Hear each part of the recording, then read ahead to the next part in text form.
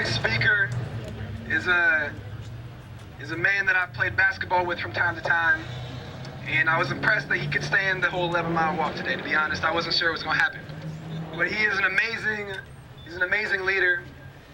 Troy Jackson, please come in. Thank you. I served as a pastor for about 19 years. And there's a verse in Paul's writings where he says, "Don't let anyone despise your youth, but set an example for all the people in life, in love, in faith, and in purity." I want to commend the Ohio Student Association, Freedom Side, the network of young people who are leading a movement today and setting an example for folks like me with a little bit of gray in my hair of what it means to be in a fight for justice. Thank you so much for leading this movement. Yeah! Every black man to stand to their feet. I need every black man to stand to your feet. I need every black man to stand to their feet. As I declare to the air, the media, the naysayers, the would-be imprisoners of you, that this black woman is not afraid of you. In fact, I stand in awe of you and what it takes to be you daily, the trials you must face, the weight you must carry. And so I say with a straight face and a heavy heart that I am not, nor will I ever be, afraid of a vessel that has produced the likes of me. Black man, stand and know. I will not cross the street when I see you coming. I will not assume that a droop in your pants is an indication of a droop in your morals. If you greet another African-American male with some dap or the N-word, I'll understand that for you, it has become a term of endearment. I'll further acknowledge that for centuries, you've been taking what the enemy meant for bad and turning it into something good, just like the good book suggests you should. And the N-word is now a byproduct. Haters, hush up. We got bigger fish to fry than hoping they pull their pants up like praying the grave doesn't catch up with their youth. Black man, pants down, pulled up, Skittles in hand, music, hoodie on, shopping in Walmart, music turned up. I am not afraid of you. Black man, stand and know. I will not cross the street when I see you coming, and you lies my hope for better days, and I will acknowledge that in the choice I make to smile at you, to love on you, to allow you peace in your workplace, strengthen your own home, honor, win, and wherever we should meet. You are not my enemy. I am honored to say you are akin to me, and I am not afraid of you. I will not hurt you with my words. I will not assault you with stereotypes. I will not laugh as others ridicule or demean your personal struggle, your style, your swag. You are my safe place, my heart's desire. And I'd be a liar if I didn't say I love you in every shade, every height, every plight, light, bright, or dark as midnight. Sometimes wrong and sometimes right. You move me and prove me, make my heart groove to the beat of your drum. And I ain't afraid to let you know, let my heart show to all with eyes to see that I love you, even when I can't seem to love me. Black man, stand, cause you are not to be feared but honored. Brother, son, uncle, father, let me be the first in a great while to acknowledge that you are still a king. And it's time you find your throne. Grab the hand of another black man and head home. Home off these streets that mean you no good. Home from self-pity and wishing you would have done this or that, been this or that. Acknowledge with me that you are right where you should be. You are the good and plenty. You are the envy of those who hate you simply because you were born with a royal hue. Black man, stand and realize the fact that you can stand is proof that you should stand and forever stand because you matter. Yes, you matter. And matter of fact, it's time for you to tell another black man they too matter. My sisters, shout with me to every black man you now see. I am not afraid of you. I am not afraid of you. I am not afraid of you. In fact, I am in love with you, and I will not cross the street when I see you coming.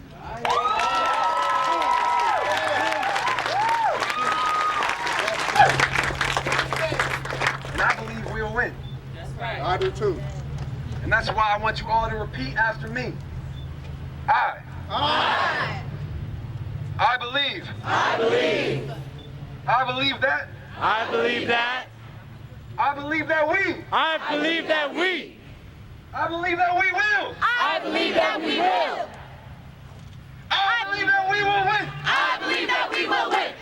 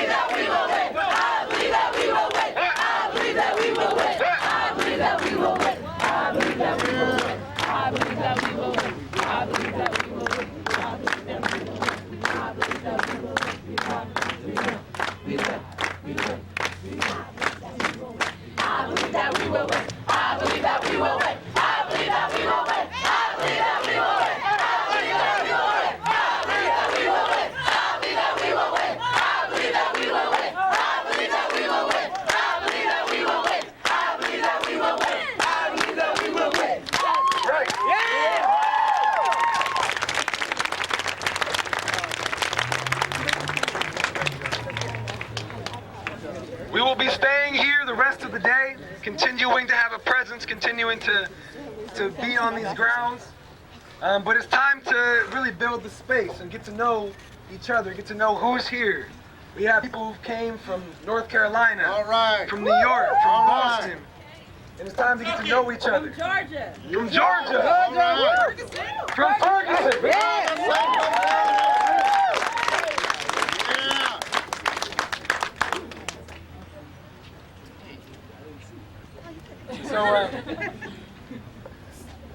So we're going to be breaking up into smaller group conversations on the four corners of this ground. And we're going to be circling up and we're going to be answering 3 questions. Who are you? Why was it important for you to come today? And what are you fighting for? All right. We have an announcement. The interpreting won't occur anymore until 7 o'clock. If you have a deaf person or know a deaf person, come and find me and I will interpret your group for you. You to one of the participants in this march, as well as a supporter of human rights.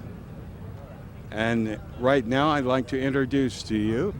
It's Logan Martinez with the Full Employment Council, and it's very nice that you guys are out here. I didn't go on the march, but I was here for the support of people standing up and trying to get justice. This looks like a terrible injustice, what happened at Walmart, and it's just been too indicative what has happened to black people and young people in our country that are being kept down, and people are being kept down, and people are finally standing up, and young people are standing up to the oppression, and we need to join and support them, and we're going to be out here, and hopefully the grand jury does the right thing and have an indictment of these folks.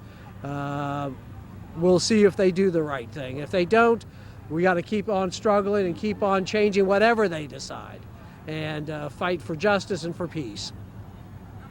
I just want to take this time to thank you for coming out today. I know one thing, you're a man who's very active in our community, and once again, thank you for coming. Well, thank you for being here too. And of course, we'd like to thank you for joining us today on a very important day in man's fight for human justice. Thank you. So today we was able to march from the Walmart in Beaver Creek all the way to Xenia. It's been such an amazing experience because so many people told us not to do this. You know, they said the march was too long. They said, can you make it shorter? Can you make it easier? But we realized that life was a struggle and that this was going to be a struggle that we needed to take on.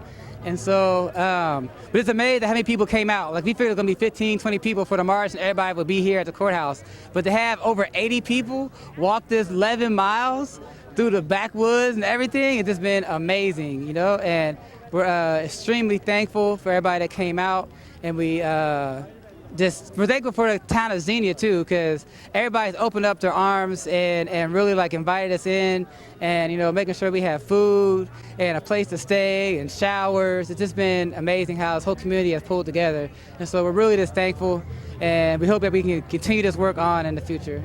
My name is Maha Selassie with the Ohio Student Association and with the Miami Valley Organizing Collaborative. Me, how God can use a tragedy and turn it into triumph, and how he can use something so heinous like this and turn it into his glory. A turnout like this is only going to better suit us in the long run.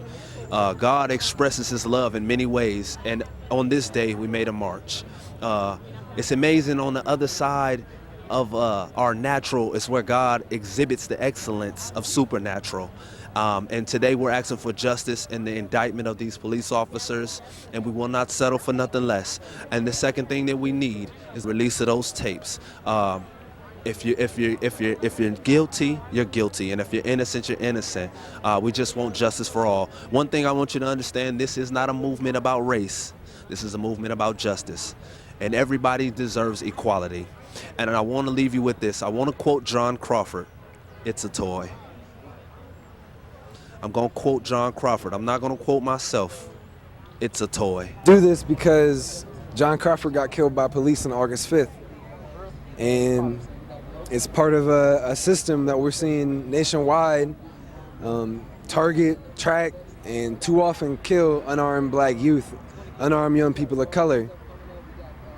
And we had to do something. We had to take action. The only way we really know how, by getting with our peers, getting with our elders, and moving. We decided to come here to the courthouse, come to Greene County, so we can make sure that to bring national attention and pressure to the county, let them know the whole country's watching, and the whole country wants justice for John Crawford. And let them know that we're ready and we're coming, and our lives matter. It's time for a change. It's time for this nation to move forward. Darsheel Kaur, Darsheel, Kaur, Kaur, community organizer with Ohio Students Association. We just completed an 11 and a half mile walk from Beaver Creek. The energy was really great the whole time, and we really got a chance to build relationships with people who we had never met before. We had people from all around the country there, and we just arrived here, and we had a press conference. We have heard some great poems, and now people are taking a break, eating some lunch, and breaking down into small groups to continue those conversations about who we are, why we're here, and how we can use this to move forward. Tonight at 7 o'clock, we're going to have a mass meeting here in Xenia, and then for the next 2 days, we're going to have press conferences at 11 o'clock each day, and then we're just going to have a series of panels and workshops and group discussions to continue building and see how we can connect these individual issues and these seemingly separate struggles that we're fighting and find the common thread between them all and connect it all to public policy. My name is Samana She Speaks, and I came up in support of John Crawford, of course, and also to deliver a poem called Black Man Stand. And I wrote that piece in honor of our black men. I just feel like it's time for us to show some solidarity and let them know that we are not afraid of them. In fact, we are in love with them. So that's why I came, and it was an honor to do so. And my name is Steve Muhammad. I'm with the organization Knowledge for Life, and we are here in Xenia on behalf of the Crawford family and our brother John Crawford III. And what we experienced out here was a beautiful event where we see that the young people who are often looked down upon, who are often disparaging words, we hear about our young people, where here's an example of how our young people are taking the forefront for justice, not just for Mr. Crawford, but as we heard at this rally, we have young people that traveled all the way from Ferguson and all over the United States. So what we're happy to see here is hope for the future. And what we hope for